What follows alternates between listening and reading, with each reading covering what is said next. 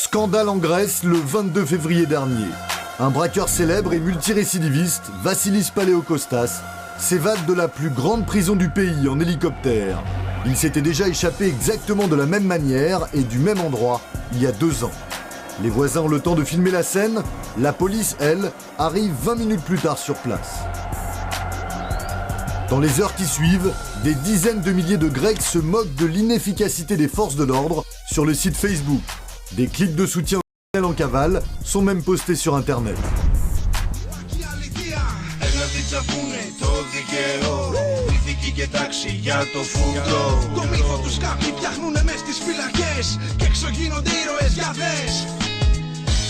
Deux mois plus tard, Paleokostas est toujours en fuite. Les critiques contre la police sont innombrables, et pas seulement sur le ton de la plaisanterie. Une partie de la population lui reproche non seulement d'être incompétente, mais aussi violente, injuste et hors de contrôle. L'évasion du braqueur devient un symbole pour la jeunesse contestataire grecque. Pour elle, l'ennemi public numéro 1, c'est l'uniforme.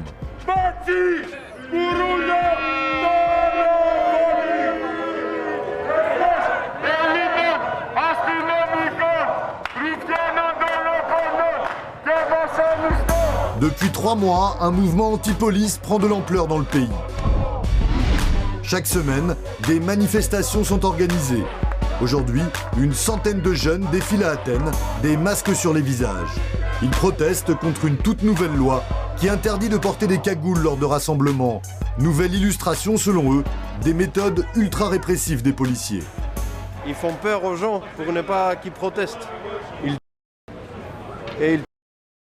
Dernier épisode d'un bras de fer qui se radicalise entre la jeunesse et la police. Tout a commencé le 6 décembre dernier. Une caméra amateur filme une rue d'Athènes. 2 coups de et un adolescent à terre, Alexis, 15 ans, est tué dans le cœur par un policier. 2 heures après, les émeutes débutent. Elles vont durer 3 semaines. Pierre et cocktail Molotov contre gaz lacrymogène, la Grèce explose. La raison de la colère, la violence des forces de l'ordre et l'impunité des auteurs de bavures. 4 mois plus tard, le ministre de l'Intérieur joue les saints. Selon lui, s'il y a des canards boiteux chez ses agents, la police dans son ensemble est irréprochable. C'est vrai, nous avons certains exemples d'excès de la part de la police. Mais ce n'est pas la règle, c'est une infime exception. Il y en a de moins en moins. Et quand des policiers sont mêlés à de tels incidents, nous déclenchons immédiatement une procédure de sanction. Et ces sanctions sont toujours très sévères. Le ministre se veut rassurant. Pourtant, plusieurs affaires le contredisent. Vangelis Gaides est journaliste à la télévision grecque. Il a pu récupérer et diffuser 2 films amateurs tournés par des policiers dans des commissariats.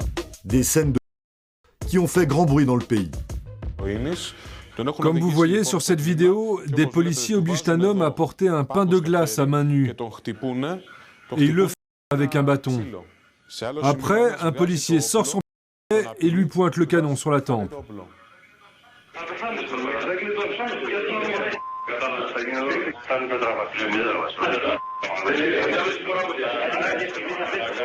Ces policiers ont simplement été mis en congé forcé.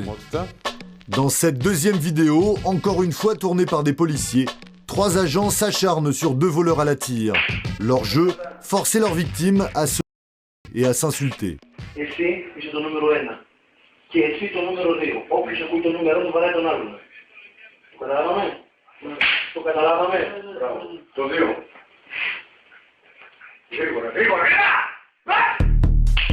Au bout de plusieurs minutes, l'un des policiers précise même qu'il faut faire attention à la vidéo.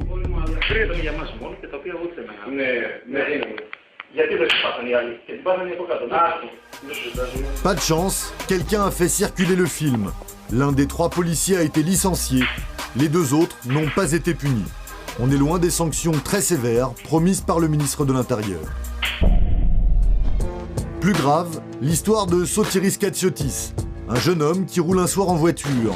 Un policier, ivre, s'en prend à lui sans raison et lui tire dessus. Sotiris est touché en pleine colonne vertébrale.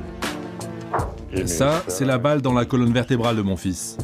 Son père s'est battu pendant des mois pour faire condamner le policier. Et surprise, l'homme avait déjà été impliqué dans 3 autres affaires de avec armes en état d'ébriété. Sa hiérarchie n'avait pas jugé opportun de lui retirer sa plaque. Dans cet article, ils disent que c'était un serpent en uniforme. Certains policiers ont un sentiment d'impunité, ils pensent qu'ils peuvent tout se permettre, parce qu'ils voient que des collègues coupables de bavure n'ont pas été punis. Donc ils se disent, je peux faire ce que je veux, il ne peut rien m'arriver. Dans cette affaire, fait rare, le policier a finalement été condamné à 5 ans de prison, après une longue procédure. Sotiris, lui, est paraplégique, il vit sur un fauteuil roulant. Et ce cas n'est pas isolé. Les affaires de violences policières se comptent par dizaines, au point qu'Amnesty International a publié un rapport il y a 3 semaines pour condamner en bloc les méthodes des forces de l'ordre. Quand on parle de violation des droits de l'homme, on parle des arrestations sans motif. On parle de détention sans motif. On parle aussi de traitements qu'on pourrait qualifier de dégradants dans les stations de police. Oui, il y a une très grande méfiance envers les forces de la police. La population se méfie, la jeunesse, elle, se radicalise.